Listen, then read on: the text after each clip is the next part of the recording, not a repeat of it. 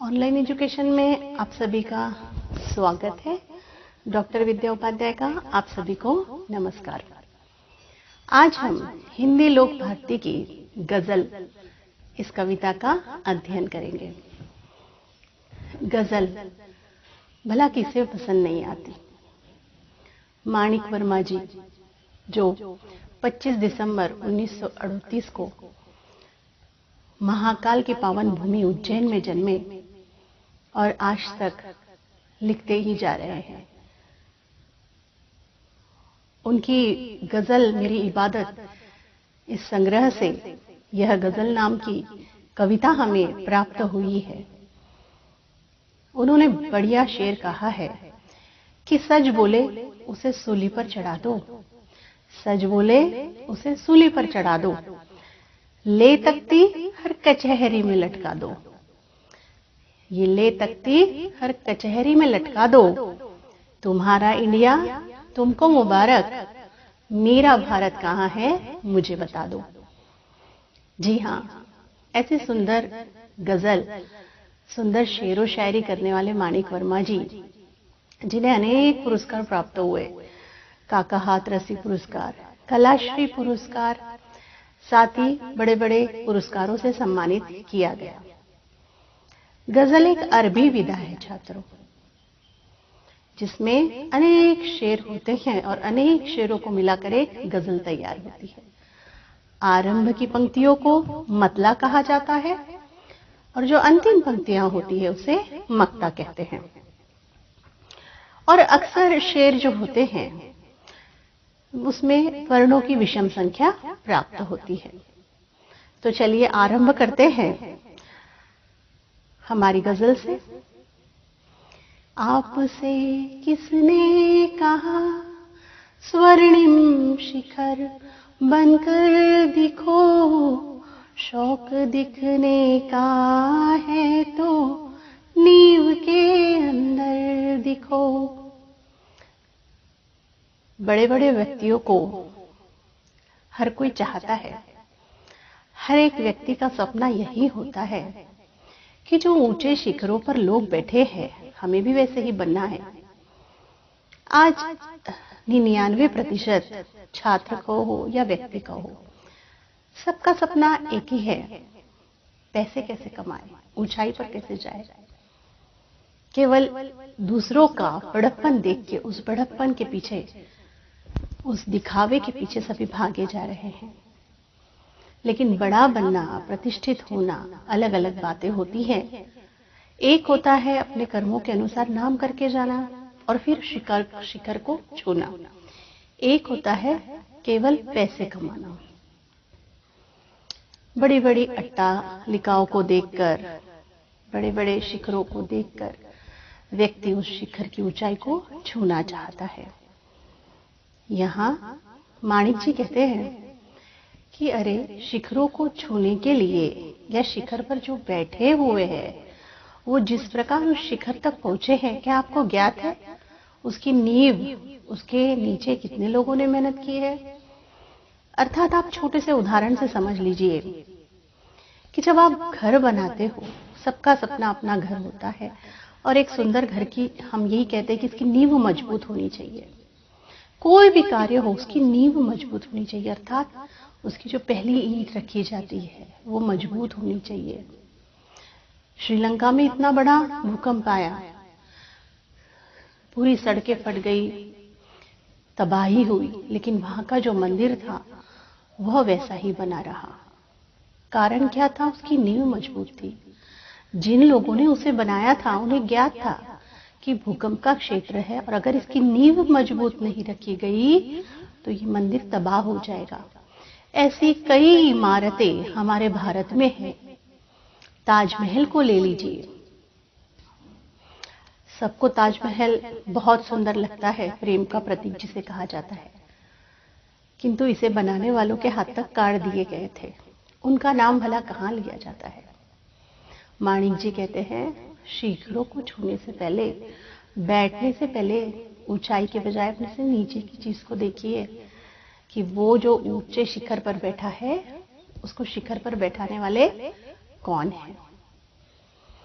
चल पड़ी तो गर्द बनकर आसमानों पर लिखो, और अगर बैठो कहीं तो मील का पत्थर दिखो, आपसे किसने कहा स्वर्णिम शिखर बनकर दिखो। चल पड़ी तो गर्द बनकर, गर्द यानी धूल, आसमान गगन, मील का पत्थर यानी कोई ऐसा कार्य करके जाना जो जिसका नाम बहुत समय तक बना रहे, काफी समय तक चलता रहे, उसे मील का पत्थर कहते हैं।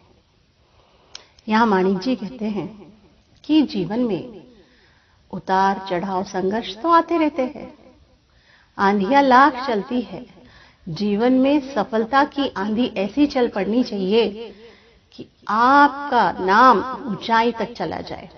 अर्थात जब आंधी तूफान चलते हैं तो धूल उड़ती है, और जब धूल उड़ती है तो वो आसमानों को छूती है। आपको एक ऐसी धूल बनना है जो अच्छाई से आसमान को छुए। यहां माणिक जी कहते हैं कि गर्द बनकर आसमानों पर लिखो, अर्थात ऐसी धूल बनो कि आप ऊंचाई तक जाओ और आपका नाम आखिरी तक सुवर्ण अक्षरों में लिखा जाए। महावीरों का नाम, सैनिकों का नाम, जो शहादत देते हैं, ऐसे वीरों का नाम ऐसे ही लिखा जाता है और मील का पत्थर वे बन जाते हैं। क्यों बनते हैं? उनकी जो अच्छाई की गर्द है, अच्छाई की धूल है, वो हमारे हृदय को छूती है। सिर्फ देखने के लिए दिखना कोई दिखना नहीं, आदमी हो तुम अगर तो आदमी बनकर दिखो। बहुत सुंदर पंक्तियां हैं कि केवल आपने सुंदरता प्राप्त की है, आपके पास बहुत खूबसूरती है, आपको उस पर गुरूर है, आप एक इंसान हो। आपने बहुत से लोगों को देखा होगा कि किसी का गुरूर होता है, किसी को खूबसूरती का घमंड होता है, कोई केवल अपने सजने संवरने में ही पूरा समय बिता देता है, किसी किसी की जिंदगी केवल इसी में ही चली जाती है, कोई किसी को केवल देख देख कर वही वस्त्रों की कॉपी करता चला जाता है। किंतु सूरत से बड़ी सीरत होती है। आपका नाम, आपकी खूबसूरती आपके हृदय में होनी चाहिए, तब जाकर यह ढलता नहीं है। यह तो समय के साथ बढ़ता है। सुंदरता समय के साथ ढल जानी है, रंग ढल जाना है, लेकिन आपका स्वभाव, आपका कर्तृत्व, आपके अच्छे कर्म, ये समय के साथ साथ और निखरते हैं। यहाँ माणिक जी कहते हैं कि आप अगर आदमी हो तो आदमी बनकर तो दिखो, अर्थात आप एक अच्छा इंसान बनकर दिखो, तो आपकी सुंदरता में चार चांद लग जाते हैं। जिंदगी की शक्ल जिसमें टूट कर बिखरे नहीं, पत्थरों के शहर में वो आईना बनकर दिखो, आपसे किसने कहा स्वर्णिम शिखर बनकर दिखो। अर्थात हमारा जो कर्तव्य होना चाहिए, यहाँ कवि यही कहना चाहते हैं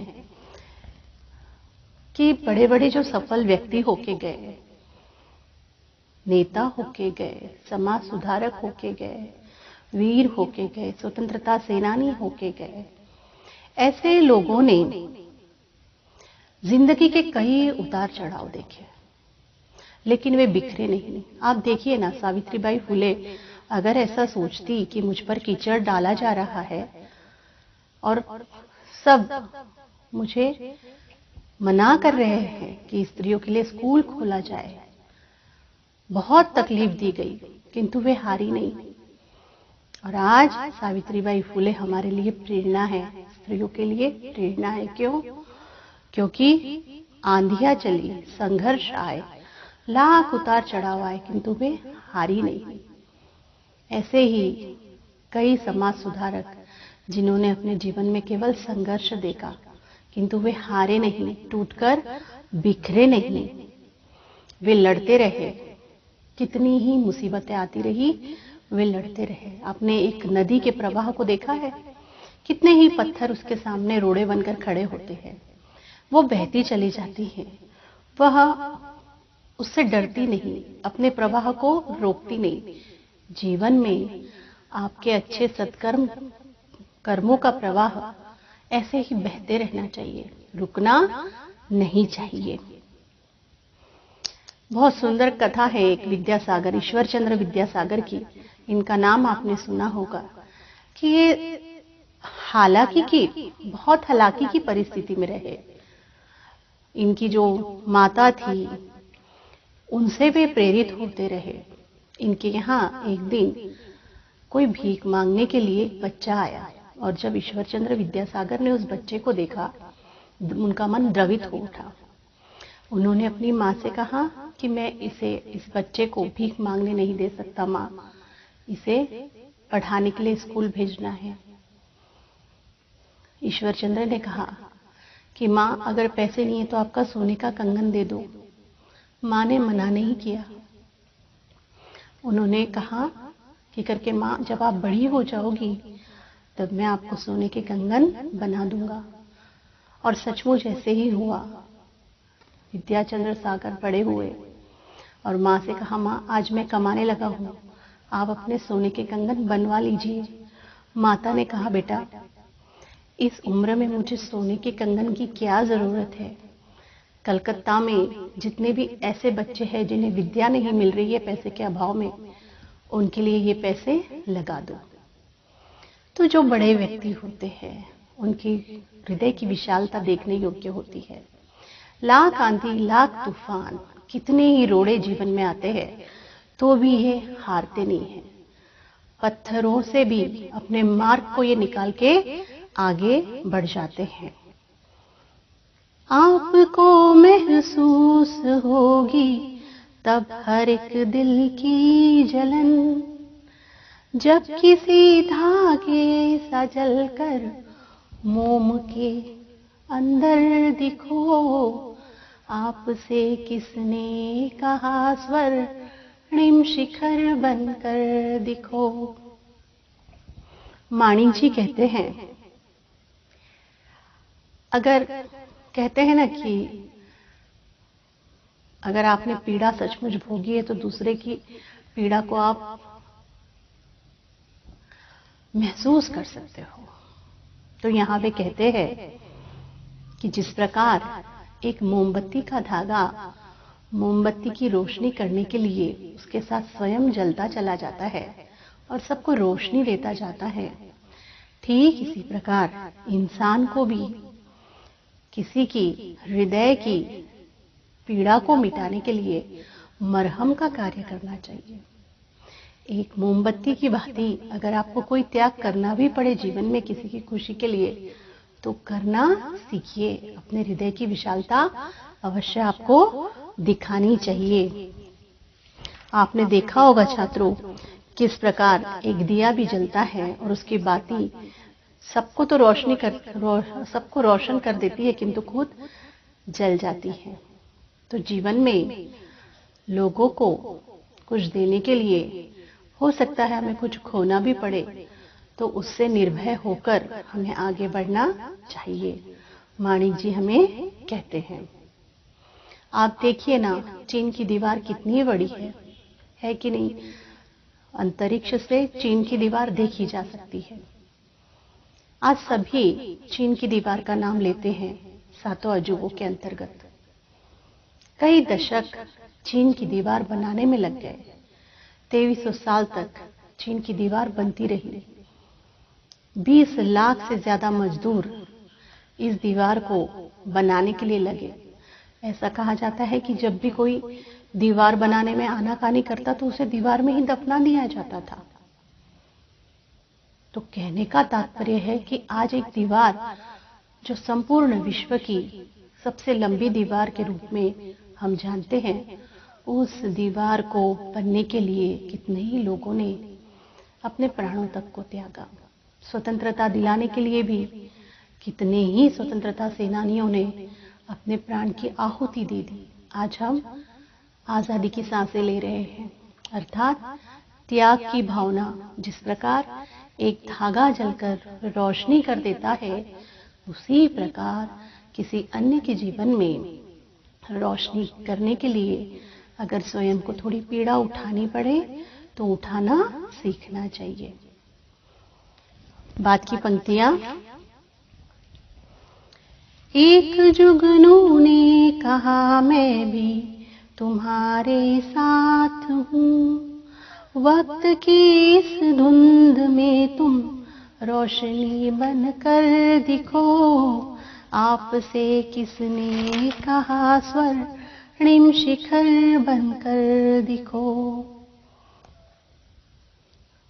जब वक्त हमारा साथ नहीं देता है, हम हारा हुआ महसूस करते हैं, किंतु माणिक जी कहते हैं ऐसा हारा हुआ महसूस हमें नहीं करना चाहिए।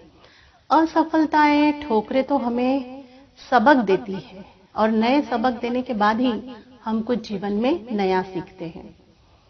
माणिक वर्मा कहते हैं, आपने सभी ने जुगनू को देखा है चमकते हुए रात में। रात के अंधेरे में ये छोटे छोटे जुगनू किस प्रकार रोशनी कर देते हैं। ठीक वैसे ही एक छोटी सी आशा की किरण भी हमारे जीवन को नई राह दे सकती है।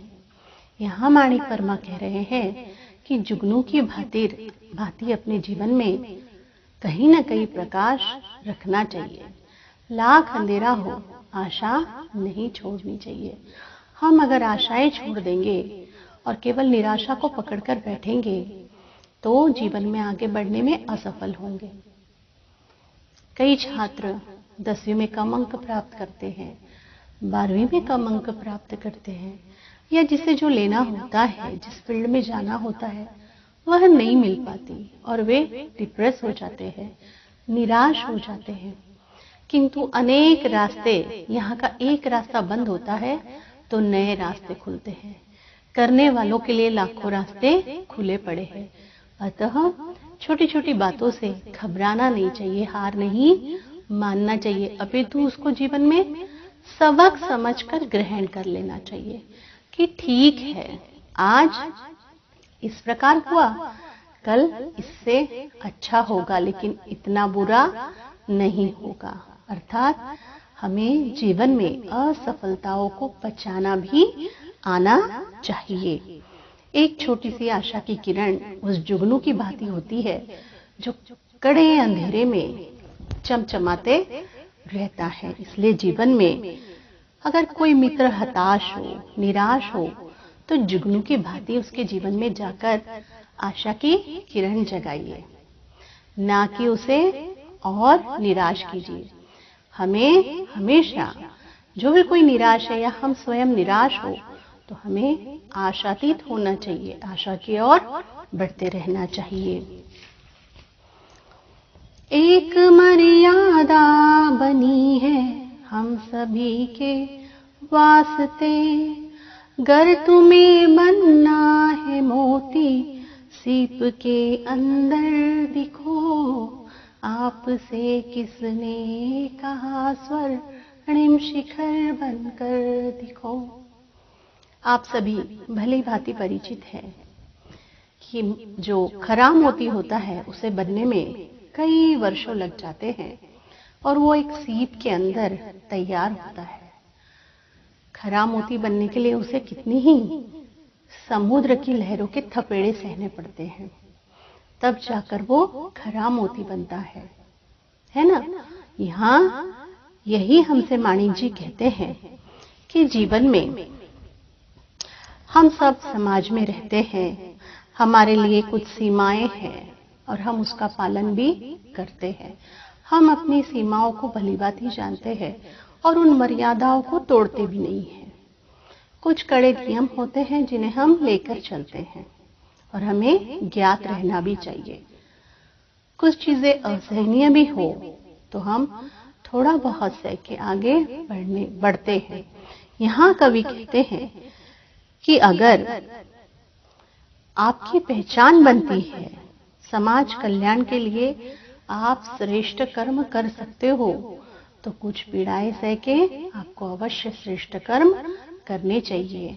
आप जब श्रेष्ठ कर्म करते हो, आप जब अच्छाई की ओर बढ़ते हो, तो जिस प्रकार एक मोती सीप के अंदर तैयार होता है और अंत में कुछ वर्षों बाद उस मोती का खरापन निखर के आता है, ठीक इसी प्रकार जीवन में भी आपकी अच्छाइयाँ ऐसे ही चमकने लगती है जैसे सीप के अंदर मोती चमकता है।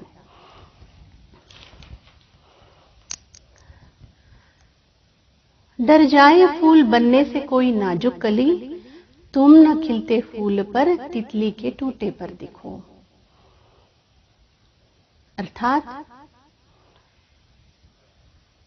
आप देखिए कि कोई बच्चा अगर तैरने की कोशिश करता है, किसी को पानी से डर लगता है, तो वो जल्दी से उसमें पानी में डुबकी नहीं लगाएगा, वो दूर दूर भागता है। किसी को ऊंचाई से डर लगता है, किसी न किसी के मन में किसी चीज के प्रति फोबिया सा रहता है, जिसे हम डर कहते हैं। यहाँ माणिक जी कहते हैं कि ऐसे ही अगर हम डरते रहे तो आगे कैसे बढ़ेंगे। उन्होंने एक फूल का और कली का उदाहरण दिया है कि अगर एक कली फूल बनना ही नहीं चाहेगी और वो केवल कली ही रह जाएगी, तो फूल बनकर दूसरों को खुशियां कैसे देगी। एक कली फूल बनकर कईयों को खुशियां देता है, उसे अपना कली का जो एक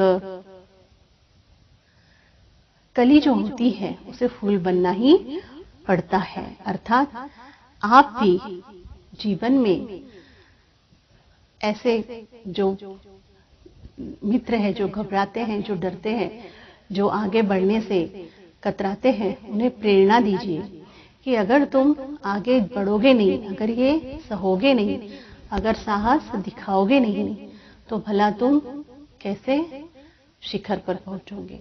तो यहाँ यही कह रहे हैं माणिक जी कि फूल बनने से नाजुक कली डरती है, तो उसे आपको समझाना होगा। तितलियों के डर से कली अपना फूल बनना नहीं छोड़ती। अर्थात संघर्षों के डर से जीवन में मनुष्य आगे बढ़ना नहीं छोड़ सकता। कोई ऐसी शक्ल तो मुझको दिखे इस भीड़ में, मैं जिसे देखूं उसी में तुम मुझे अक्सर दिखो। आपसे किसने कहा स्वर्णिम शिखर बनकर दिखो। यहाँ कवि कह रहे हैं, दो अर्थ यहाँ दिए गए हैं कि हे ईश्वर, मुझे हर एक शक्ल में तू दिखाई दे, जिससे कि मैं हर एक को पूजता रहूं, हर एक से प्रेम करता रहूं। और दूसरे अर्थ में हम ले सकते हैं कि हे ईश्वर, मैं खुद ऐसा बन जाऊं कि किसी के लिए प्रेरणा बनूं, या कोई ऐसे व्यक्ति जीवन में हो जो हमारे लिए प्रेरणा हो। हर अच्छे कार्य के पहले हम उन्हें स्मरण करते रहें। अर्थात हमें भी ऐसा बनना चाहिए कि कोई आगे अगर बढ़े तो हमें हमसे प्रेरित होकर वह आगे बढ़े, या कोई हमारे लिए प्रेरणा स्थल है तो हम उसे देखकर आगे बढ़ते हैं। तो यहाँ माणिक जी कहते हैं कि कोई शक्ल तो हो जो मुझे इस भीड़ में हर जगह दिखाई देती रहे। आपने देखा होगा कि जिससे किसी को प्रेम होता है, हर जगह उसे वही दिखाई देता है। अगर सच्ची भक्ति मीरा की कृष्ण के प्रति थी तो हर जगह उन्हें कृष्ण ही दिखाई देते थे। तो यहाँ ऐसे ही माणिक जी कहते हैं कि कोई ऐसी शक्ल मुझको तो दिखे इस भीड़ में, मैं जिसे देखूं उसी में तुम मुझे अक्सर दिखो। है कितनी सुंदर पंक्तियां। किसी ने सच ही कहा है कि एक शांत झील में जैसे कंकर मारते हैं तो तरंगे उठती हैं। छात्रों, गजल भी ऐसी ही विधा है। अगर कोई विचलित मन है, अगर उसमें विचलित मन में गजल नाम का कोई कंकर फेंक दिया जाए तो कई विचार उसके मन में उठने लगते हैं और वहां से फिर नई गजल तैयार होती है। तो यहाँ माणिक जी ने हमें बहुत सुंदर तरीके से समझाया है। तो चलिए अब हम इसके प्रश्न देख लेते हैं और कुछ समानार्थी शब्द भी। कवि के अनुसार हमें कैसे दिखना चाहिए? नींव की तरह, मील का पत्थर, आदमी बनकर, आईना बनकर। कुछ गजल की पंक्तियों का क्या तात्पर्य है? नींव के अंदर दिखो, इस पंक्ति का अर्थ क्या है? हमें प्रशंसा और वाही का लोभ त्याग कर नींव की ईंटों के समान कुछ अच्छा और सुदृढ़ काम करना चाहिए। मनुष्य से क्या अपेक्षाएं हैं? मानवीय गुणों को अपनाना, निराश और हताश लोगों के मन में आशा की किरण जगाना। गजल में प्रयुक्त प्राकृतिक घटक कौन कौन से हैं? फूल, तितली, मोती और सीप। संधि विच्छेद पूछा जा सकता है। नरेश, नर धन ईश, सरसवंधी, दिगंबर, दिक धन अंबर, व्यंजन संधि। साथ ही कुछ समानार्थी शब्द है। स्वर्णिम सोने के रंग का, सुनहला गर्द यानी धूल, शक्ल यानी चेहरा। तो छात्रों, यहाँ आपकी गजल कविता खत्म होती है। मैंने थोड़ा संक्षिप्त में समझाने का प्रयास किया है क्योंकि बहुत अधिक अवधि तक कोई सुन नहीं पाता। अगर आपको यह पसंद आई तो अपने दोस्तों से शेयर कीजिए, साथ ही सब्सक्राइब अवश्य कीजिए। धन्यवाद।